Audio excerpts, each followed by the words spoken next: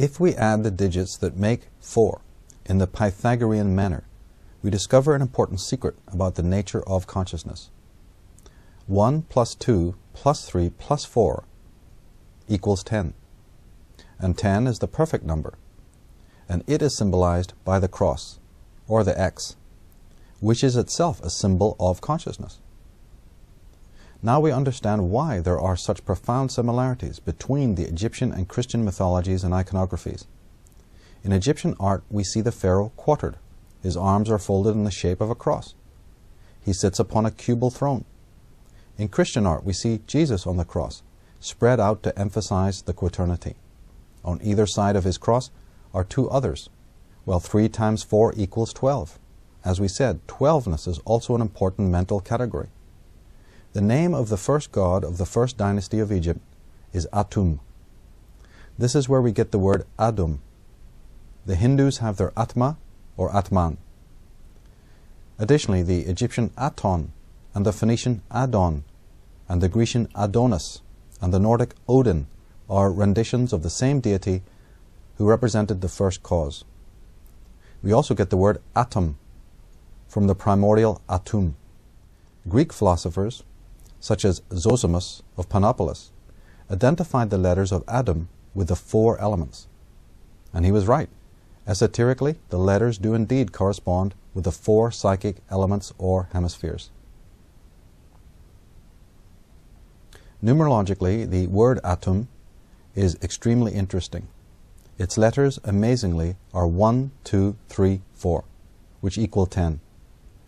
Now the word Adam gives us 1, 4, 1, 4, but that also equals 10.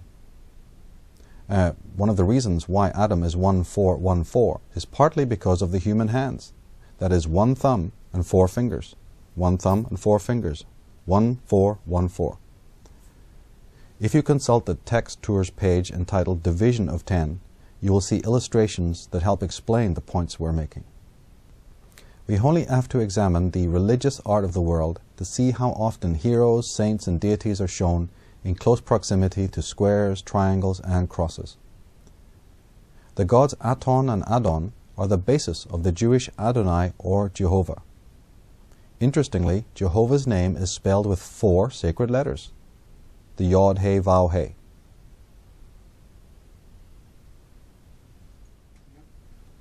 The word pyramid is supposed to be derived from fire, thus signifying that it is the symbolic representation of the one divine flame, the life of every creature. John Taylor believes the word pyramid to mean measure of wheat, while Piazzi Smith favors the Coptic meaning, a division into 10. So says Manly Palmer Hall in his book, The Secret Teachings of All Ages. The pharaoh's crossed arms are also an ideogram for the division of 10.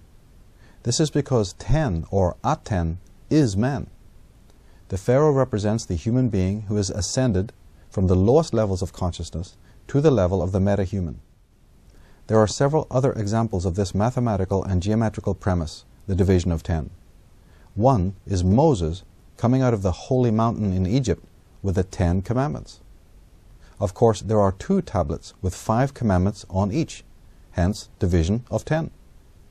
And the sacred mountain is not Sinai, but the Great Pyramid, the real holy mountain in Egypt. There are several stela and cylinder seals from Mesopotamia depicting a king seated, like the pharaoh, within an enclosed precinct on a cube-shaped throne holding the ring and rod. These 2 emblems represent royalty and also the unification of opposites. Specifically, they represent the union of the feminine and masculine polarities. They also represent the division of consciousness, the division of 10. After all, the number 10, 1, 0, is quite literally a ring and a rod. If you go to the text tour page entitled Division of 10, you'll see the relevant illustrations. Early carvings show the goddess Lilith with her arms symmetrically divided, with each hand grasping the ring and the rod. In Irish iconography, we see Herne, the forest god, sitting in a yogic asana, holding a long coiling serpent, a rod, in his left hand and a torque or a ring in the right hand. The Irish Herne was the prototype for the Grecian Hermes, god of healing, magic, and wisdom. Today we are accustomed to seeing a magician or conjurer holding a wand and a ring. That ring is often shown as a top hat. From that hat or ring he pulls an endless supply of paraphernalia. This is to symbolize the feminine womb, which teems with life. The magician's hat or ring is the womb symbol. The magician's wand or rod symbolizes the inseminating phallus of the male. Modern computer language employs the same ring and rod symbols, the 1 and the 0.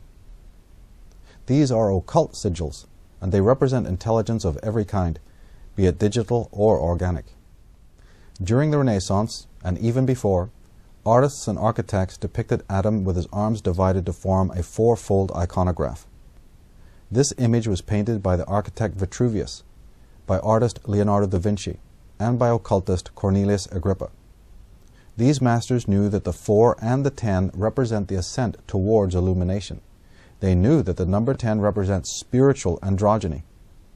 It represents the chemical wedding, that is, the unification or nucleation of opposites. The most important numbers arise from the multiplication and addition of the primal tetrad and its factors. From addition and multiplication of 3 and 4, which were the latest stages of consciousness, we get 7 and 12. No one involved with the subjects of religion, mythology, or psychology can deny the importance and prevalence of the numbers 7 and 10. They are certainly important when it comes to the occult tradition, as is the number 12. The important discovery concerns how these numbers got to be so prevalent in the world around us. They are to be found in the world around us because they were projected there by the mind of man. The mind projected its own template onto the outer world. As a result, the mind gained needed security. Psychic energy and physical energy harmonized. An interaction between the mental and physical worlds was made possible. In a similar manner, as a projector throws a beam of light onto a screen, casting images that are taken for reality, so has the human mind thrown out its light, its consciousness. The net result was that man attained his being in the world. He cemented himself in his environment and saw that it was good. This is why 3ness, 4ness, 7ness, 10ness, and 12ness are to be found on every level of existence. Consciousness has projected them there. The phenomenal world has subsequently taken on the shape of man's consciousness. And if you go to the text tour page entitled The Division of 10, you'll see many examples we've provided showing the prevalence of the numbers 7 and 12.